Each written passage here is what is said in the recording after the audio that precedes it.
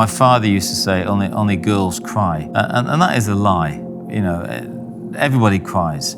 Tears are such a release. My father was really, you know, my hero, unashamedly. In his prime, 6'3" man from Toxteth in Liverpool, who had a really violent upbringing, was put in a home when he was 5, you know, had no skills, went through the military at the end of the war, and was an alcoholic and was completely dysfunctional. So that's my image of my father. You know, at one point when I was about 8, we lived in a place called Gorton in Manchester, and we used to mess around in the park. He would sit me on a wall and get me to jump into his arms. And like I said, my father was this enormous character. He would be the center of attraction in a room, not in a good way when he walked in. So he'd get me to sit on the wall and jump into his arms, which was brilliant. Then my dad would get me to sort of squat on the wall and dive into his arms. Then he'd get me to stand. And every time he'd move further and further away. So it's a game of trust and dare. And it's a brilliant game.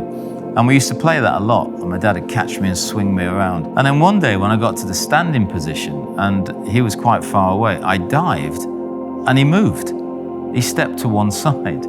You know, so I fell and I grazed my hands and my knees, and my dad being my dad, we just walked home in silence.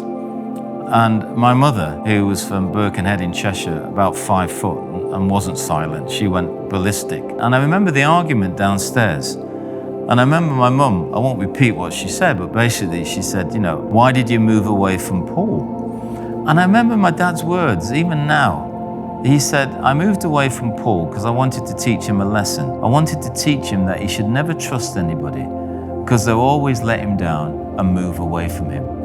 And that was a pretty hard lesson as an 8, 9-year-old kid. So what that did to me was put a distrust in every single person that came into my life. Because you're gonna move.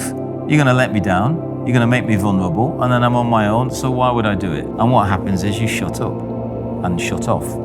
And that's what I did. So when I had this conversation with somebody about God being a father God, it was a real struggle for me.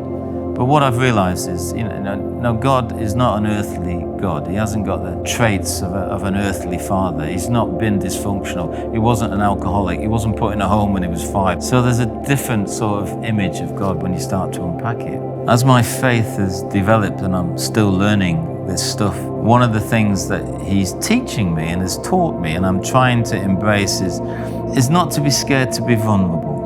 Is not to be scared to show my emotions. You know, whether I'm frustrated or whether I'm angry or whether I'm upset. Since I became a Christian, I've never stopped crying, really. I'm embarrassing at the times because they're my emotions and that's what we're made up. We're holistic, you know, body, mind and spirit. And I think what I've learned being a Christian is not to be embarrassed by that. To be appropriate, to be sensitive, but not to be embarrassed about showing what I feel.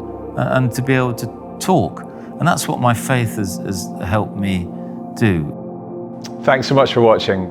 You might be aware that Stream Studio is a crowdfunded non-profit. And if you'd be interested to see more videos like the one you've just watched, perhaps you'd consider a small monthly donation.